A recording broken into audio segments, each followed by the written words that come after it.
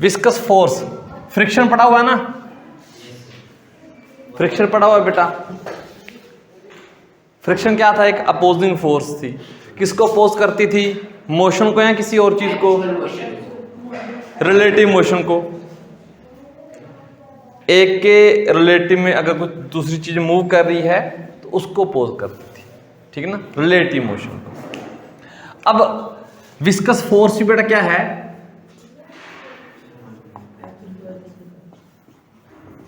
ये भी फ्रिक्शन ही है बेटा, ठीक है ना।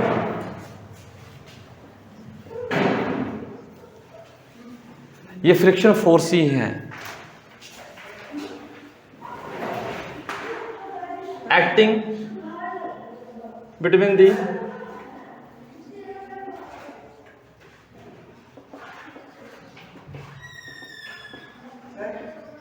लिक्विड।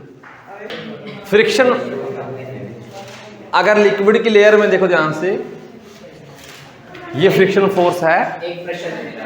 हाँ जी, शुरू करवा रहे हैं वो ना ना चैप्टर तो बेटा वो अभी खत्म कहाँ हुआ है। इस पे विस्कस फोर्स। हाँ, viscous force, the friction force acting between the layer of liquid, वो है बेटा विस्कस फोर्स, ठीक है ना। और ये है क्या बेटा? इसके बारे में कुछ बातें बताना चाहते हो। एक तो अपोजिंग फोर्स है ना, अपोजिंग फोर्स किसको अपोज करती है बेटा? रिलेटिव मोशन को।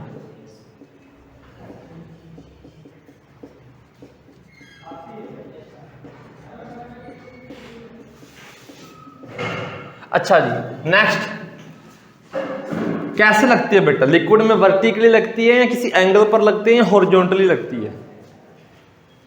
जब ये मान लो लिक्विड लेयर में चल रहा है, मान लो एक लेयर ऊपर वाली और एक लेयर नीचे वाली, मान लो लिक्विड दो लेयर में चल रहा है, तो ये जो फोर्स है, ठीक है ना, ये किसी एंगल पर लगती है या वर्टिकली लगती है या हॉरिजॉन्टली लगती है? तो ये हॉरिजॉन्टल फोर्स होती है, ठीक है ना। तो एक्ट्स इन हॉरिजॉन्टल डायरेक्शन। मतलब अगर आपके बेटा एक लिक्विड की लेयर ये मान लो आप, और एक ये मैं थोड़ी सी दूर दूर बना रहा हूं, ठीक है,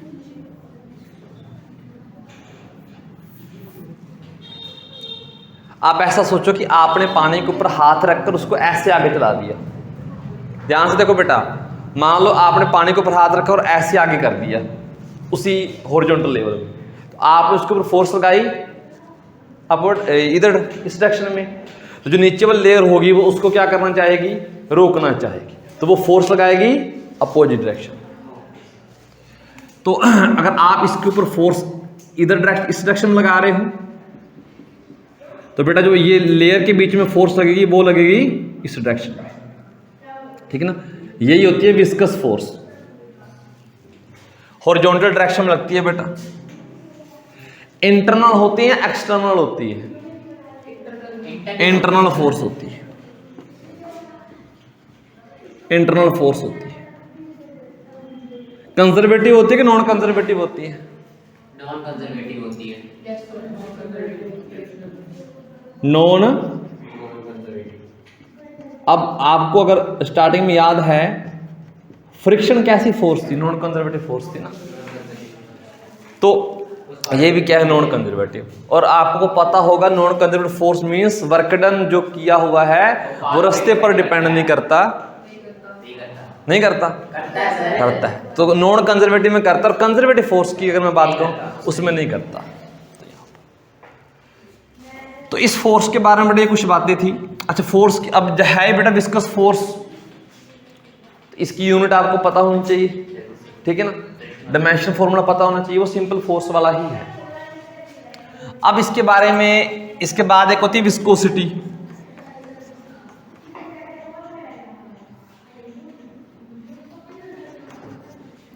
विस्कोसिटी बेटा क्या है? ये प्रॉपर्टी है एक, हाँ,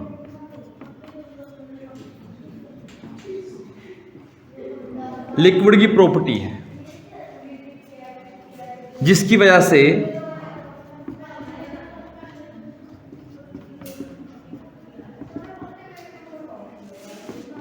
जो विस्कस फोर्स ये लगा रहा है।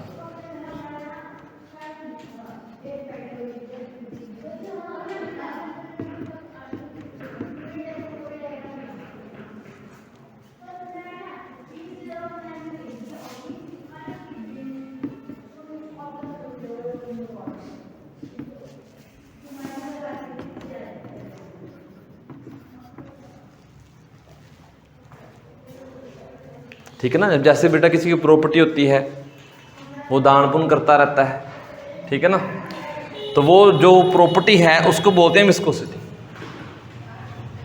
ठीक है ना। दान करने वालों को क्या बोलते हो? दयाल। ठीक है ना, दानवीर। चलो, विस्कोसिटी ऐसे ही एक प्रॉपर्टी है जिसकी वजह से वो जो लिक्विड है वो एक विस्कस फोर्स लगा रहा है लेयर्स के बीच में।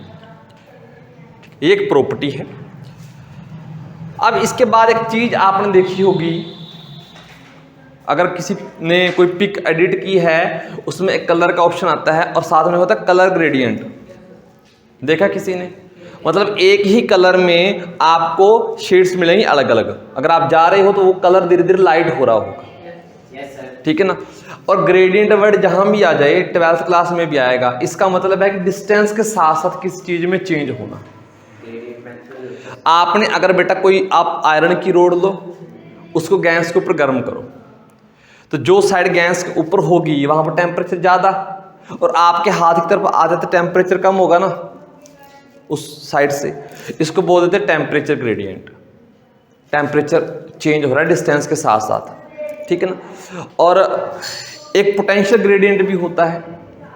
जैसे अगर डिस्टेंस के साथ साथ पोटेंशियल कम हो रही है तो उसको बोलते हैं पोटेंशियल ग्रेडियंट। अगर डिस्टेंस के साथ साथ वेलोसिटी कम हो रही है उसको क्या बोल देंगे? Velocity gradient. तो नेक्स्ट टर्म आती है आपकी वेलोसिटी ग्रेडियंट।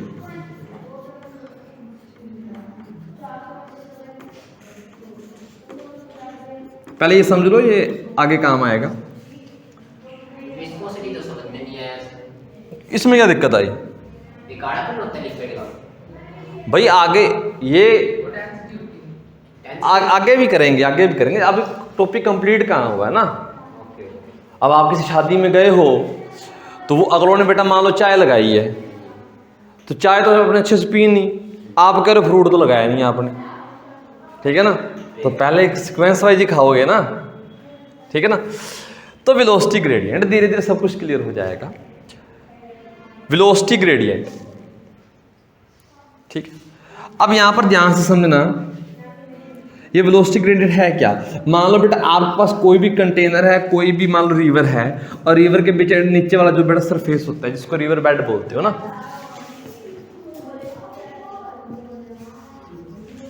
ठीक है ना। अब इसके ऊपर बेटा लिक्विड की बहुत सारी लेयर्स है। ठीक है ना। सबसे ऊपर वाली लेयर है जो आपने इसको अपने हाथ से कुछ वेलोसिटी दे दी, जैसे हम करते हैं ना अगर बैठे बैठे पानी में बेटा ऐसे हाथ मार देते हैं। आपने इसको कुछ वेलोसिटी दे दी, मान लो आपने इसको v वेलोसिटी दे दी।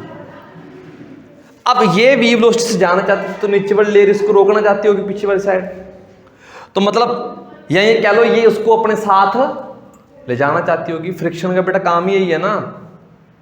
मतलब नीचे वाली रेस्ट पर थी, वो सोचेगी कि ऊपर वाली भी रेस्ट पर आ जाए, लेकिन ऊपर वाली चल रही थी, सोचे कि नीचे वाली भी चले, वो रेस्ट पर ऑलरेडी थी, तो ऊपर वाली लेयर चाहेगी नीचे वाली लेयर चले। अगर आपको फ्रिक्शन की यादें आ रही हो बेटा, उसमें हमने किया था ब्लॉक वाले केस में। अगर ये आपका बेटा एक ब्लॉक है, ठीक है ना, और ये बेटा ग्राउंड है, अगर ये आप इस ब्लॉक को इधर मूव करवा रहे हो v वेलोसिटी से, तो अब ध्यान से देखना, ये ग्राउंड इस ब्लॉक पर फ्रिक्शन लगाएगा बेटा इस डायरेक्शन में। ग्राउंड चाहेगा भी तू ना जा, अपोज करना है ना। और ये ग्राउंड के रिस्पेक्ट में, ग्राउंड कहां पर है? रेस्ट पर। तो ये ब्लॉक क्या चाहेगा भी तू रेस्ट पर ना रहे, तू मेरे साथ चल, तो ये बेटा इधर लगाएगा। भाई फ्रिक्शन फोर्स पेयर में एग्जिस्ट करेगी हमेशा। न्यूटन का लॉ था, कोई भी फोर्स, तीसरा लॉ था ना, कोई भी फोर्स नेचर में अकेली नहीं मिलेगी, हमेशा बेटा पेयर में मिलेगी। तो अगर बेटा इसने इस पर फ्रिक्शन लगाया तो बदले में वो भी इस पर फ्रिक्शन फोर्स लगाएगी। समझ के बात। अब ध्यान से देखो, पहली लेयर, ये मान लो बेटा मैंने दूसरी लेयर बना ली, इसकी वेलोसिटी v थी, इसकी कुछ कम है, नीचे वाले की कुछ कम है। क्यों भाई, ये रेस्ट पर थी, ये चाहती थी साथ चले और ये इसको अपोज करना चाह रही थी, तो फ्रिक्शन की वजह से थोड़ी सी वेलोसिटी कम हो। अब ये नीचे वाले को बेटा संदेश भेजेगी कि मैं चल रही हूं, तू भी चल साथ में, इसकी वेलोसिटी उससे कम होगी। और ऐसे बेटा जाते जाते वेलोसिटी नीचे जाते जाते क्या होगी, कम। और रिवर बेड पर बेटा बिल्कुल शांति होगी, उसको पता भी नहीं होगा कि ऊपर वाला पानी चल रहा है कि नहीं चल रहा।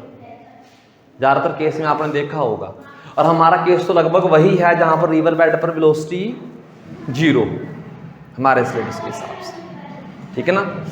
कभी आपने देखा होगा नीचे बेटा कई बार घास को सूख जाता है ना पानी में भी, और ऊपर से पानी चल रहा है, लेकिन वो नीचे ज्यादा इतना हिलजुल नहीं है, ऊपर से नीचे जाते जाते वेलोसिटी कम। और जो हमारा केस है उसमें बेटा रिवर बेड यानी कि जो बॉटम वाला पॉइंट है वहां पर वेलोसिटी हम क्या मानेंगे, 0 मानेंगे। तो बेटा देखो ध्यान से, क्या डिस्टेंस, ये डिस्टेंस मान लो चेंज हो रही है ना, ऊपर से नीचे आते आते नीचे से ऊपर जाते तो डिस्टेंस चेंज हो रही है। अब डिस्टेंस के चेंज होने के साथ साथ वेलोसिटी भी क्या हो रही है, चेंज हो रही है।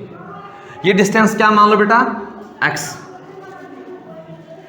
जब आप नीचे आओगे, मान लो ऊपर से नीचे आ रहे हो, क्या वेलोसिटी चेंज हो रही है, हो रही है ना। डिस्टेंस के साथ साथ जब जब वेलोसिटी चेंज होगी बेटा उसको बोलते हैं dv बाय, इसको बोलते हैं velocity gradient, dv by dx, ये होता है बेटा वेलोसिटी ग्रेडियंट।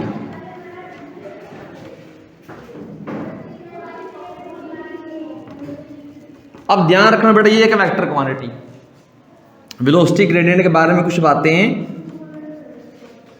ये वेक्टर क्वांटिटी है बेटा।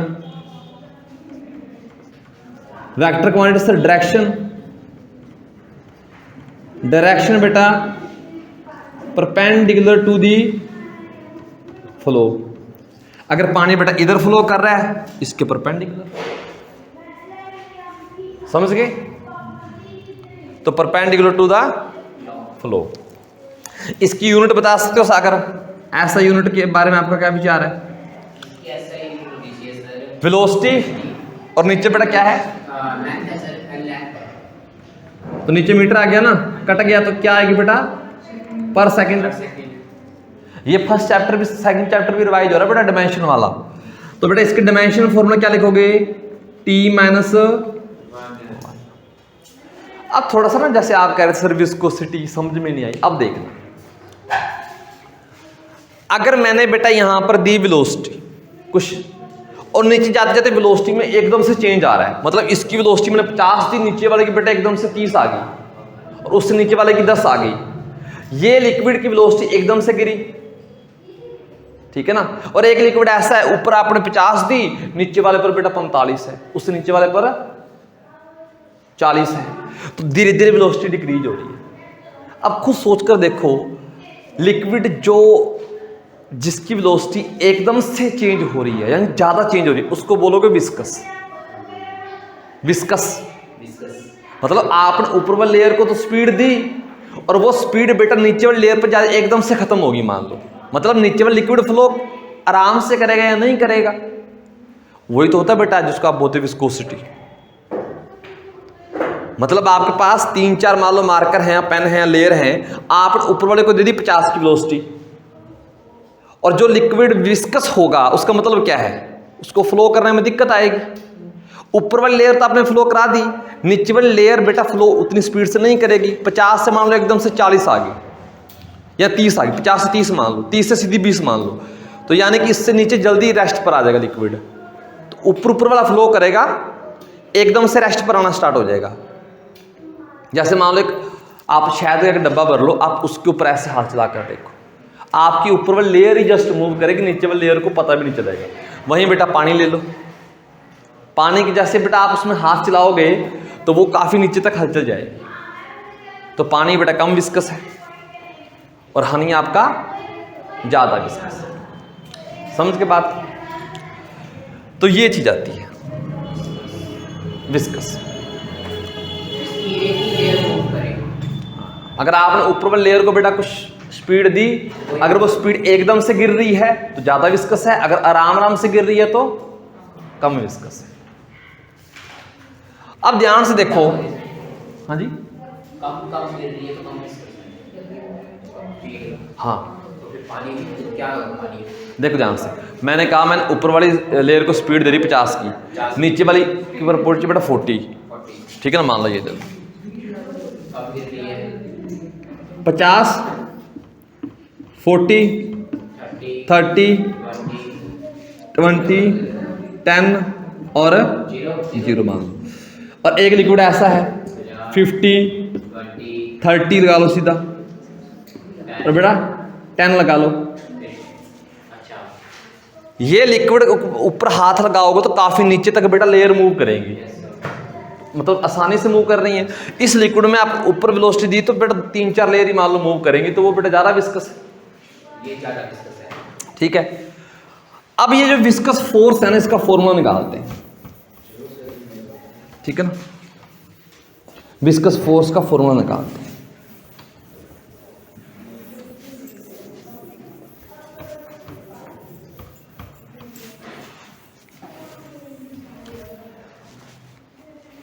विस्कस फोर्स का फॉर्मूला, जो बेटा ये विस्कस फोर्स होती है ना आपकी, डायरेक्टली प्रोपोर्शनल होती है बेटा एरिया ए, यानी कि एरिया ऑफ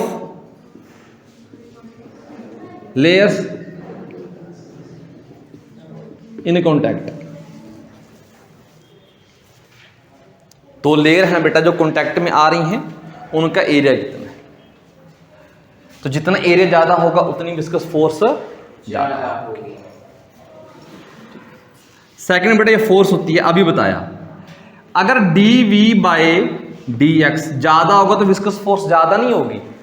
इसका मतलब क्या है, अभी समझाया था, dv/dx अगर ज्यादा होगा तो विस्कस फोर्स ज्यादा होगी। इसका मतलब क्या है, dv मतलब वेलोसिटी में change with respect to distance. अगर वेलोसिटी में चेंज ज्यादा आएगा, मतलब 50 से एकदम से 30-20, तो विस्कस ज्यादा है ना लिक्विड, और अगर कम आएगा तो विस्कस कम है। तो अगर dv/dx बेटा अगर इसकी वैल्यू ज्यादा आएगी तो ज्यादा विस्कोसिटी, ज्यादा विस्कस फोर्स। दोनों को बेटा मिलाते हो, एक कांस्टेंट निकलेगा, एक कांस्टेंट निकलेगा माइनस ईटा ए dv/x। नेगेटिव साइन ये बताता है कि विस्कस फोर्स जो है अपोज करती है। नेगेटिव साइन मतलब विस्कस फोर्स अपोज करती है। एक्चुअली मोशन को रिलेटिव मोशन का वो आगे लिख लेना।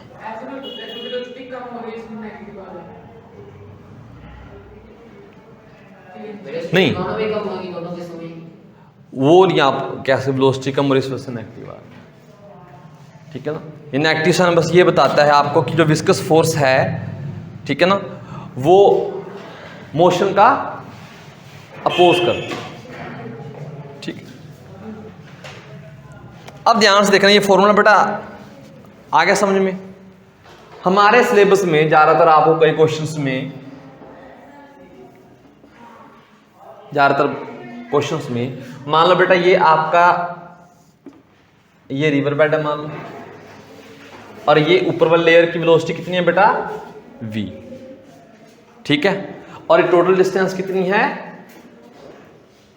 x, ठीक। तो dv/dx बेटा आप बड़े प्यार से निकाल सकते हो, dv/dx यहां पर dv/dx या डेल्टा v/डेल्टा x, तो बेटा v2 minus v1 divide by x2 minus. x1 देखो ध्यान से, हर बार ऐसा नहीं होगा। हमारे केस में जो हम डिस्कस करेंगे वो ये पढ़ेंगे कि जो वेलोसिटी है वो चेंज हो रही है लीनियर। लीनियर मतलब जो आपकी वेलोसिटी होगी ऐसा हो सकता है ऐसा, मतलब लीनियर फंक्शन है x का, तो बेटा जो dv/dx करोगे तो 2 आ जाएगा, ठीक है। इस केस में जब आपने शायद वेलोसिटी के ग्राफ पढ़े हों, अगर स्ट्रेट लाइन ग्राफ आता है तो एवरेज और इंस्टेंटेनियस का काम सेम हो जाता है, वो केस में डिस्कस कर रहा हूं यहां पर। याद है बेटा अभिमन्यु? अगर ग्राफ आपका, ध्यान से देखो, अगर ग्राफ आपका स्ट्रेट लाइन हो v और x के बीच में, इस केस में एवरेज और इंस्टेंटेनियस स्लोप दोनों क्या आ जाएंगे? सेम आ जाएंगे। मतलब सर, मतलब इसको ऐसे लिख लो, ये देखिए, मतलब इस केस में आप चाहे dx बाई dt निकाल लो या delta x by delta t निकाल लो, दोनों क्या आएंगे? सेम आएंगे।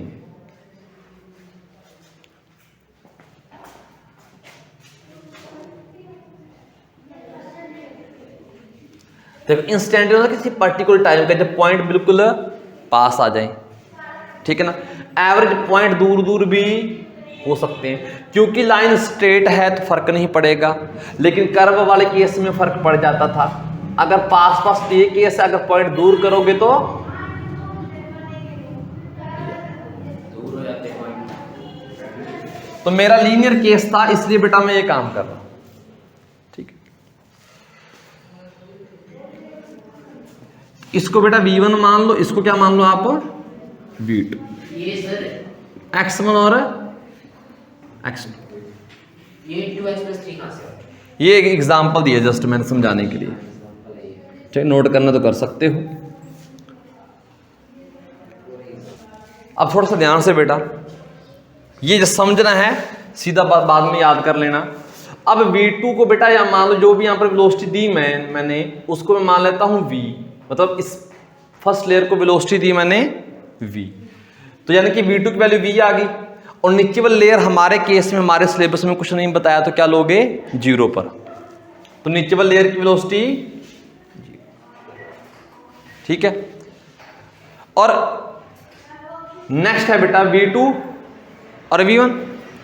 अब रिवर बेड से अगर डिस्टेंस मेजर कर रहे हो तो यहां पर बेटा x की वैल्यू क्या आ जाएगी? x1 की वैल्यू 0, और यहां से ऊपर जाते जाते x2 की वैल्यू कितना आ जाएगी बेटा? x आ जाएगी, x -0। यानी कि सीधी सी बात है, आपने आगे से क्या याद रखना है? dv बाई dx जगह v बाई x लिख सकते हो, v बाई x। v क्या है? इस ऊपर वाले लेयर की वेलोसिटी, और x क्या है? वाटर की हाइट कितनी है।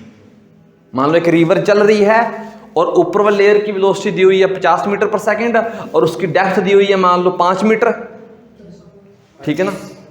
ऐसे करेंगे हम, जितने भी हम क्वेश्चन करेंगे लगभग उसमें ऐसे करेंगे, ठीक है ना। तो बेटा जो आपकी, यानी कि आपने आगे से इस फॉर्मूले को ऐसे लिख लेना है, F = -eta a v by x लिख लोगे। ईटा क्या है?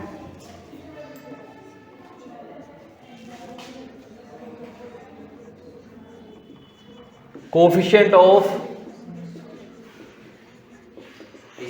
विस्कोसिटी, कोफिशिएंट ऑफ विस्कोसिटी, इसका नाम ही है। अब तो ये कांस्टेंट है, तो बेटा इसकी ऐसा यूनिट क्या बनेगी बेटा? ऐसा यूनिट,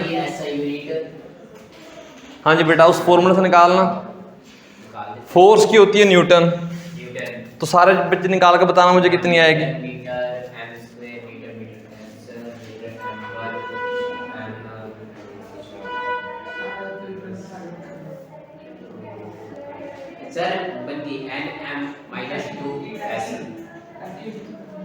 और एस आएगा, माइनस एस आएगा, प्लस एस आएगा।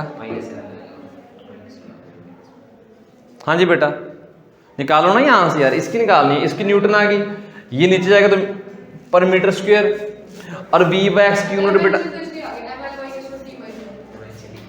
ठीक है ना, यही आएगा। यहां पर सेकंड ही आएगा, क्योंकि बेटा इसकी क्या थी? इसकी पर सेकंड थी ना, पर सेकंड को बेटा यानी कि s -1 को नीचे ले जाओगे, -1 ऊपर चला जाएगा तो okay okay okay.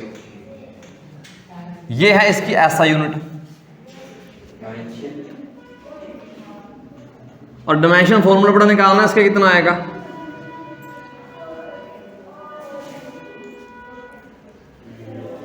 Dimension formula निकालो सारे।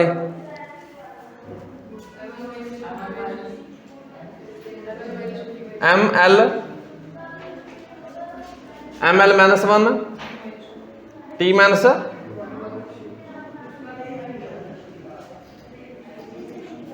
यही आएगा बेटा। अच्छा इसको एक इसका नाम एक और भी है बेटा, इसको ये भी बोल देते हैं बेटा डेकापोइज। अगर सीजीएस यूनिट इसकी लिखते हो, न्यूटन की जगह बेटा डायन आ जाती है, और मीटर की जगह सेंटीमीटर, और साइड की जगह साइड। इसको क्या बोल देते हो बेटा? पोइज। वो डेकापोइज ये, हाँ इस पोइज को बेटा ये भी बोल देते हैं, ये कुछ ऐसा था, पोइजली बोल देते हैं, पोइजली नाम है बेटा किसी बंदे का, पोइजली ऐसा कुछ था, स्पेलिंग देख लेना बेटा। हाँ डेकापोइज को, तो ये मत सोचना कि पोइज को पोइजली बोल देते हैं ना, वो अलग चीज है बेटा। नामकरण है किसी बंदे का, नाम था अजीब सा, क्या करें। अब आपका काम है 1 डेकापोइज और पोइज में रिलेशन निकालना। आपने इसको कन्वर्ट करना है एसआई को सीजीएस में, तो क्या आएगा? हाँ जी, यहां पर 10 आएगा। हाँ वैसे ही कर सकते।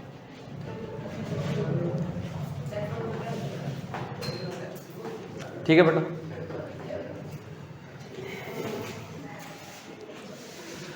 अब जिसके लिए बेटा इट्टा की वैल्यू ज्यादा, वो मोर विस्कस। अगर इसकी वैल्यू ज्यादा आएगी मतलब मोर विस्कस, अगर इसकी वैल्यू मतलब कम आई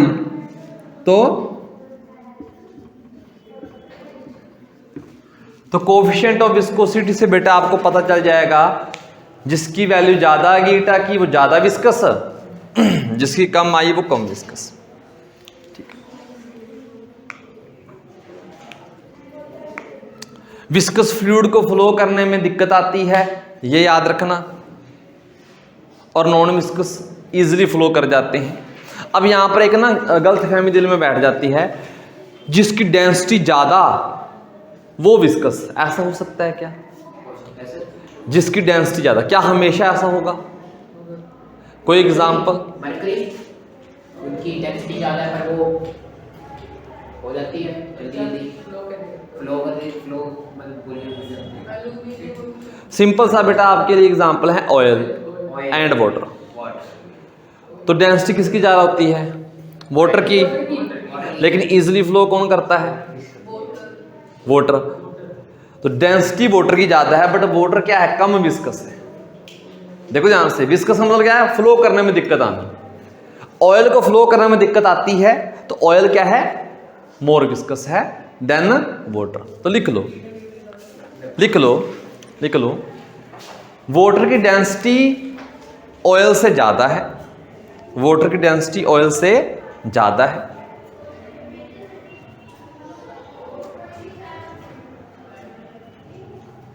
बट वाटर बेटा ये कह लो लेस विस्कस है देन ऑयल।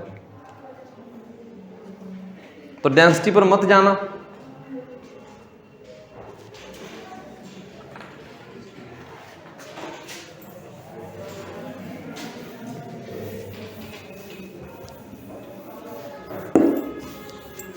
एक बार टेम्परेचर के साथ इसकी रिलेशन होती है।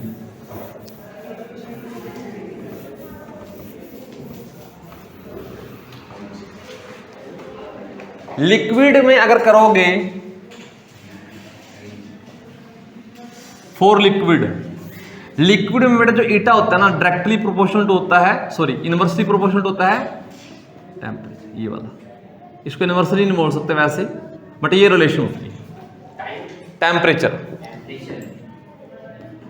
टेम्परेचर बढ़ाओगे तो विस्कोसिटी कम हो जाएगी, टेम्परेचर कम करोगे तो विस्कोसिटी बढ़ जाएगी। ये लिक्विड के लिए, लेकिन फॉर गैस, ठीक है ना,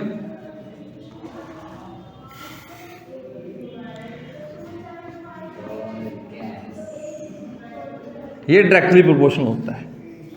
गैसेस के लिए टेम्परेचर बढ़ाओगे तो विस्कोसिटी बढ़ेगी, टेम्परेचर कम करोगे तो विस्कोसिटी।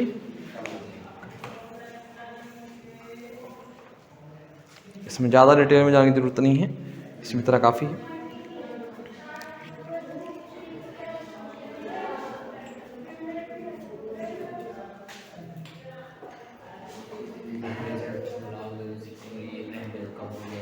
ठीक है। अब बेटा विस्कस फोर्स एक तरह का फ्रिक्शन ही है, और एक बेटा आपने सॉलिड फ्रिक्शन पढ़ा था, दोनों में फर्क बता सकते हो? विस्कस फोर्स एंड बेटा सॉलिड फ्रिक्शन है तो वो भी फ्रिक्शन ही। सॉलिड फ्रिक्शन का बेटा फॉर्मूला को जर्नली बता देना, काइनेटिक फ्रिक्शन का बता दो, यही आता था। आर मतलब नॉर्मल रिएक्शन, कुछ बच्चे बेटा इसके लिए यही यूज कर लेते थे, एन और कुछ आर, ठीक है ना। यहां पर विस्कोसिटी का जो फॉर्मूला बेटा आपके पास आया वो क्या आया?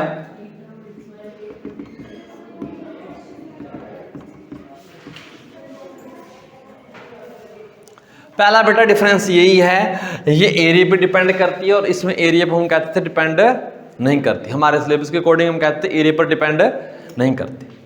तो सबसे पहला डिफरेंस बेटा यही है कि ये एरिया पे डिपेंड करती है, लिख लो, और साथ में एरिया पे डिपेंड नहीं करती। सॉरी, ये नहीं करती, ये करती, ठीक है। दूसरा बेटा एरिया पे डिपेंड करती है और एरिया पे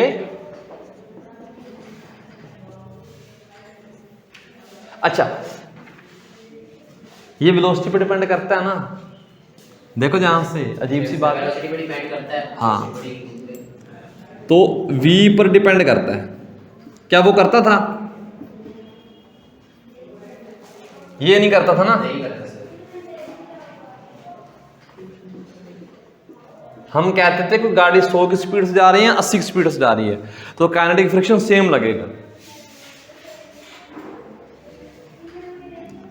विस्कस फोर्स बेटा देखो कर्म आती है ना, कुदरत ने क्या बनाई है, अगर स्पीड बढ़ेगी तो विस्कस फोर्स भी बढ़ेगी। थर्ड बेटा, ये नॉर्मल रिएक्शन पर डिपेंड नहीं करता, आर पर नॉट डिपेंड, लेकिन ये बेटा आर पर डिपेंड करता है।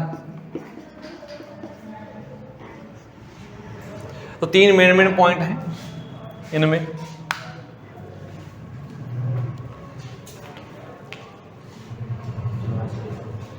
ठीक है। अब ध्यान से एक बात सुनो,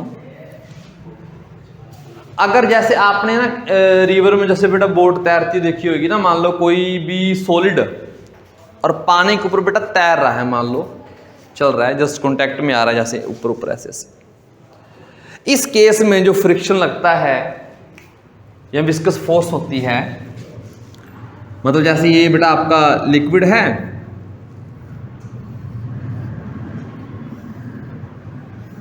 और ये मतलब बोट जा रही है, इस केस में जो विस्कस फोर्स लगती थी बेटा वो ये थी।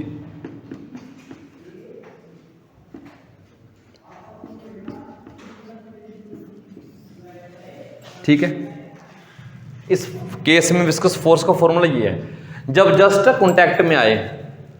लेकिन अगर कोई बॉडी लिक्विड के अंदर डाल दी है, ठीक है ना, कोई बॉडी लिक्विड के अंदर डाल दी है, इमर्स कर दी है, तब ये फॉर्मूला नहीं लगेगा। ठीक है ना, ना तब स्टोक्स थ्योरम आती है।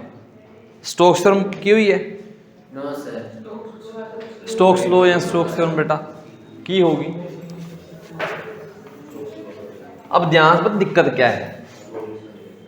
दिक्कत बेटा ये आती है जब बॉडी को किसी को आप, जैसे आप गाड़ी चलाते हो और आपने ट्रक भी चलते हुए देखे होंगे, ठीक है ना, हवा किसके ऊपर ज्यादा फोर्स लगाएगी अपोजिट डायरेक्शन में? गाड़ी के ऊपर या ट्रक के ऊपर? ट्रक के ऊपर ज्यादा फोर्स लगाएगी ना। हाँ जी भाई, जो हवा की फोर्स होगी वो ट्रक के ऊपर ज्यादा लगेगी या गाड़ी के ऊपर? ट्रक के ऊपर लगेगी, क्योंकि उसकी शेप कुछ ऐसी बनाई हुई है।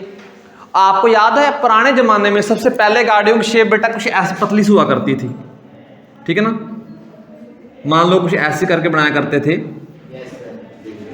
ठीक है ना, मान लो जो भी है। फिर एक जमाना आया बेटा, ठीक है ना, अब बड़े बड़ी गाड़ी बड़े चलने लगी ना, फिर अब जमाना आ गया लगभग गाड़ी पतली पतली चलती हैं ज्यादातर। और आपने ये भी नोट किया होगा इनकी एवरेज ठीक होती है, इनकी एवरेज कम होती है। अच्छा, इससे यहां पर क्यों आए? स्टार्टिंग में गाड़ी चलती थी, तेल महंगा था तो एवरेज से फर्क पड़ता था। फिर बेटा एक टाइम ऐसा आया भी तेल काफी सस्ता हो गया, लोग कहते हैं कि चीज अच्छी लगनी चाहिए, तेल में कोई फर्क नहीं पड़ता क्योंकि तेल सस्ता हो गया था काफी ज्यादा, तो ये बेटा ये चली। उसके बाद जब फिर तेल महंगा हुआ बेटा फिर उसी के ऊपर आ गया। तो कईयों को मैटर नहीं करता भाई जितना मर्जी हो चलो टैंकी फुल करवा लेंगे, 2 में भरती थी 4 में भर जाएगी, लेकिन कईयों के लिए तो बेटा मैटर करता है, ठीक है ना। तो इनके ऊपर जो हवा की फोर्स थी बेटा वो ज्यादा है। अब कई लोग ना समझदार होते हैं, वो क्या करते हैं बनने की कोशिश करते हैं, गाड़ी चला रहे हैं हाईवे पर मान लो, अब सोचते हैं भी एसी चलाएंगे तो गर्मी में वही तेल ज्यादा खाएगी, वो विंडो ओपन कर लेते हैं और गाड़ी चला लेते हैं। और भाई साहब जब विंडो आप नीचे करते हो ना, जो हवा क्रॉस होकर जाएगी वो आपकी गाड़ी के ऊपर ज्यादा फोर्स लगाएगी। अगर ज्यादा फोर्स लगेगी तो आपकी गाड़ी के इंजन को ज्यादा जोर लगाना पड़ेगा चलने, तो मतलब आपका तेल उससे ज्यादा लग रहा है, ठीक है ना, पहले कंपैरिजन में। तो इसलिए शीशे ऊपर करके बंद करके बेटा चला लिया करो एसी, तो तेल ज्यादा नहीं खाते, ठीक है ना। तो विस्कस फोर्स बेटा,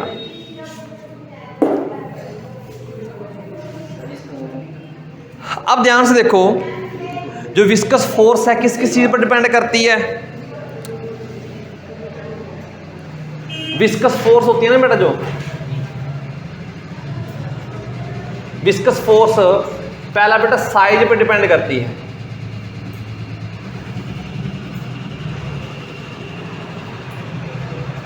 साइज शेप पर, साइज एंड शेप पर डिपेंड करती है। दूसरा बेटा स्पीड पर डिपेंड करेगी।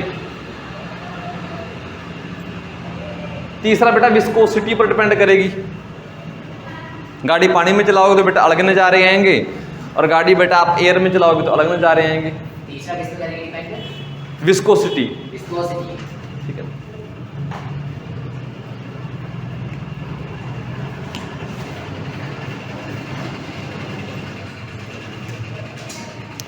अब बहुत ही जुगाड़ लगाकर बेटा, क्योंकि शेप और साइज पर डिपेंड करती है ना, आपने जब चीज को लिक्विड में फ्लूइड में डाला उसकी अलग शेप होगी तो विस्कोसिटी या विस्कस फोर्स अलग लगेगी।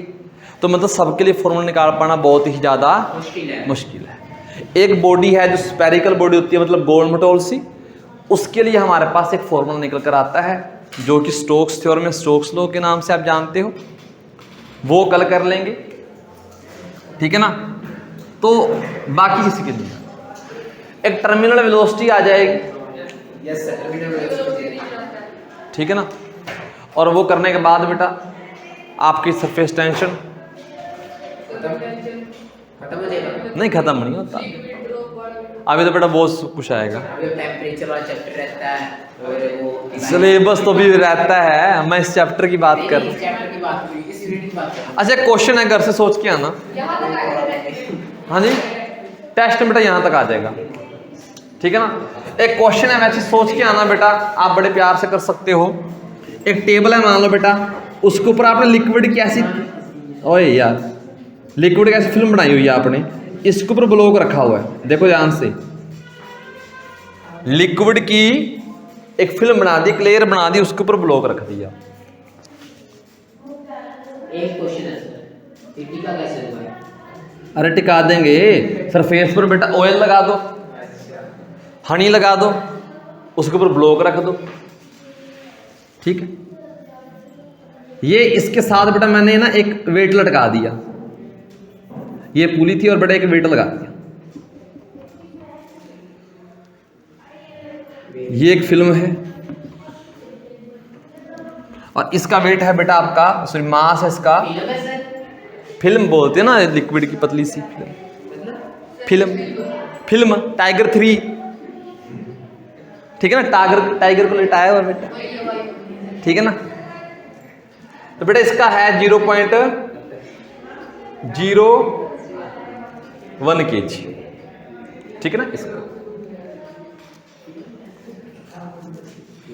इसकी स्पीड है बेटा नीचे की तरफ है आपकी स्पीड इसकी 0.085 मीटर पर सेकेंड। हाँ जी, सर पूछ रहा है फिल्म है, हाँ जी। वो लिक्विड कैसे होगी? अरे लिक्विड की फिल्म बोल देते हैं, ठीक है ना। जैसे आप दुकान पे जाकर क्या मांगते हो, कोलगेट देना, कौन सी जी, रेड डाबर की। अगला भी समझदार होता है और आप भी समझदार होते हो ना। फिल्म हमेशा पतली सी चीज को बोलते हैं, पतली सी चीज को, ठीक है ना। अब आप गाड़ी में स्टपनी यूज करते हो, देख मीटर स्टपनी यूज करते हो, स्टपनी जो एक एक्स्ट्रा टायर होता है स्टपनी, वो बेटा स्टपनी उसको नहीं टायर को बोलते, स्टपनी एक कंपनी का नाम था जो वो टायर प्रोवाइड करवाया करती थी। पहले गाड़ी के साथ 4 टायर आते थे, अब इमरजेंसी के लिए बेटा एक कंपनी ने 5th टायर की शुरुआत की, ये एक्स्ट्रा है आपके लिए। उस कंपनी का नाम था जैसे स्टपनी, एक्सिल। हाँ स्टपनी उस कंपनी का नाम था। कंपनी तो बेटा बंद होगी, उसको लोग आज भी स्टपनी बोलते हैं,